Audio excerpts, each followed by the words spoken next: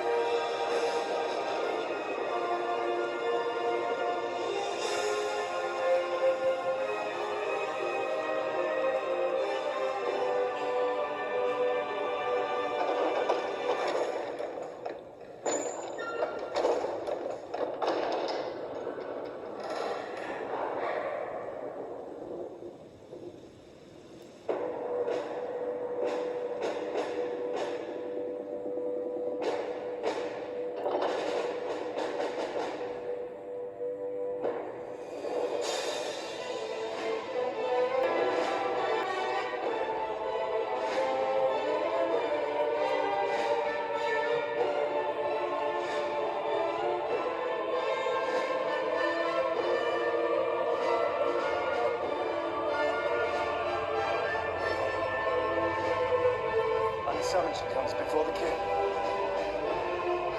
She does.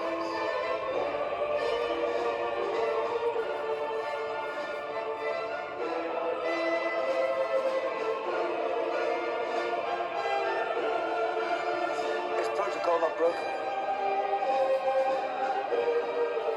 Yes, protocol has been broken.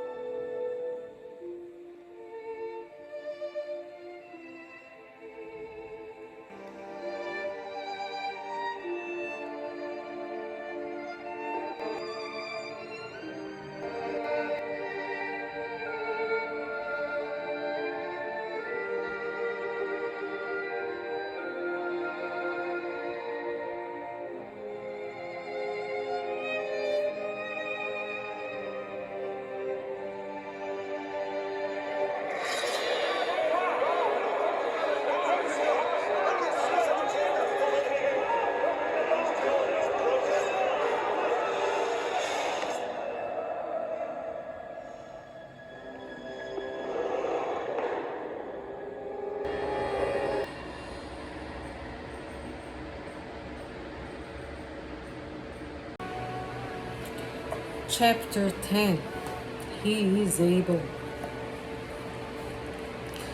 People could see more perspective on my earthly life than myself, telling me that I should have remained in Denmark to find a job, to meet someone for a new relationship, to be a mother again, but this time with my mouth shut, and so on.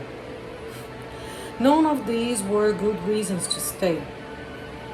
A good reason to stay is beyond survival and temporary pleasures or replacement of people. A good reason to stay could only be one. If God knows that Denmark needs me there for their sake and not mine.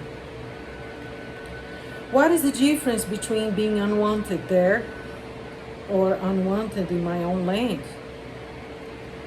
Some Danish people think that the foreigners only comes to get what is good for their own lives, to steal their opportunities, riches, and to give them nothing in return. But that was not my case.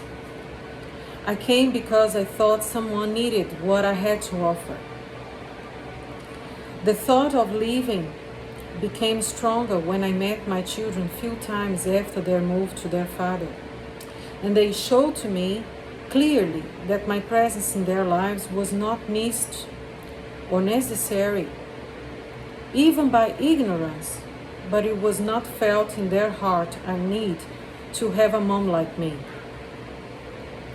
I applied for repatriation, and the program has got delayed few times, but it went through as soon as my time was up with the temporary job provided by the City Hall of Mons. The world is starting to demand me to get a stable job, and for me it was an oppression because I cannot force anybody to hire me.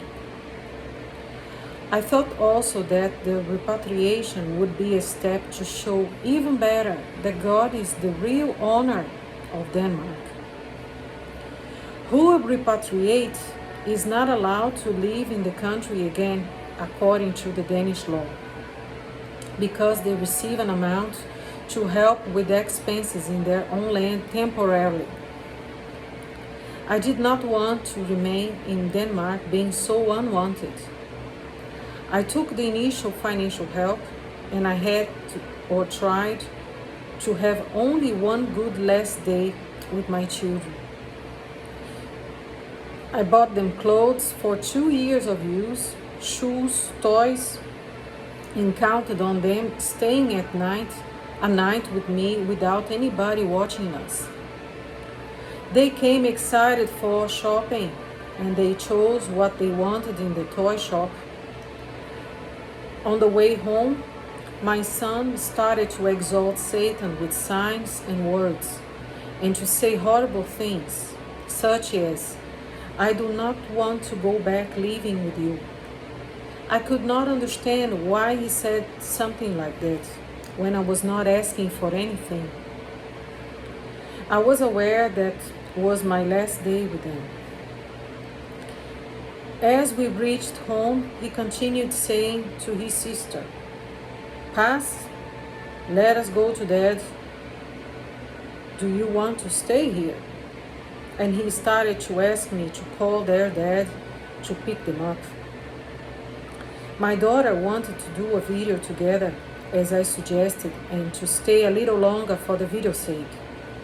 I made the video with them, and I have put on my YouTube channel for a memory called A Day to Remember. As soon as the video was done, they both asked to leave. And for the first time, I wish they were gone quickly from my sight.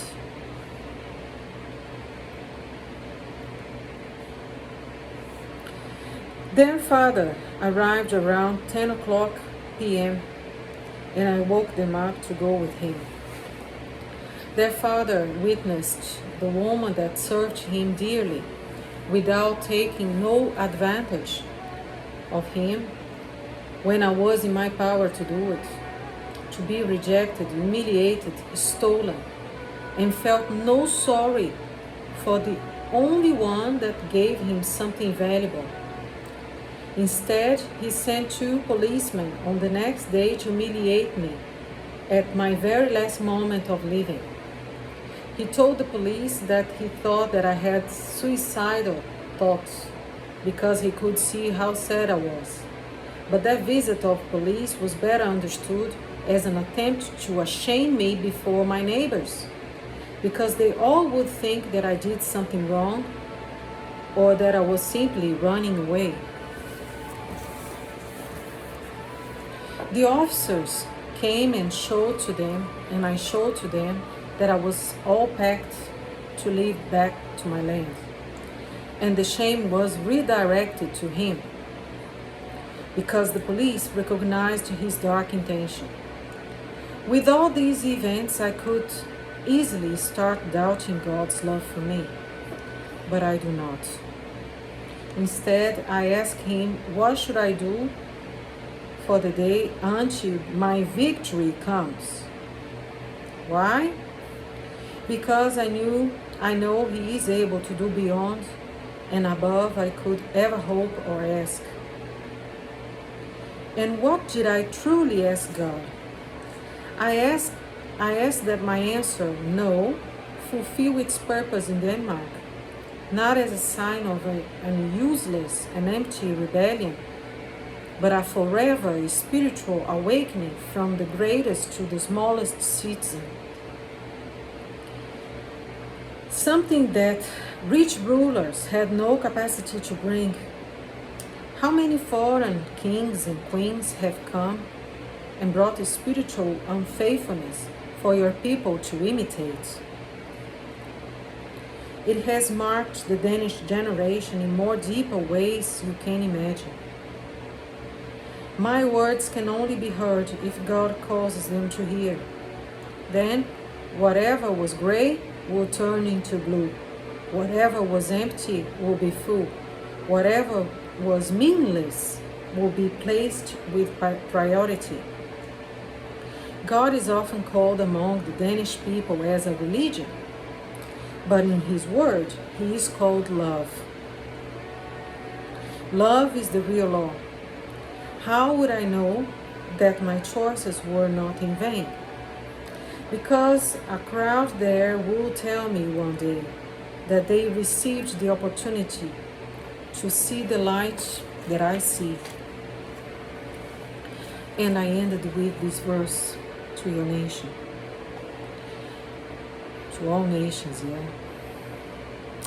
My people are destroyed for lack of knowledge. Hosea 4:6. My people are destroyed for lack of knowledge, because thou hast refused knowledge. I will also refuse thee, that thou shalt be no priest to me. And seeing that hast forgotten the law of thy God, I will also forget thy children. This verse is just a warning, but I don't believe that the end of this nation will be like this. In my faith, it's just a start. It will start, okay? With what never started. So, God bless Denmark. And next time, I will read the next book next week. Yes, in English I will read, because I have the version in English with me. Okay?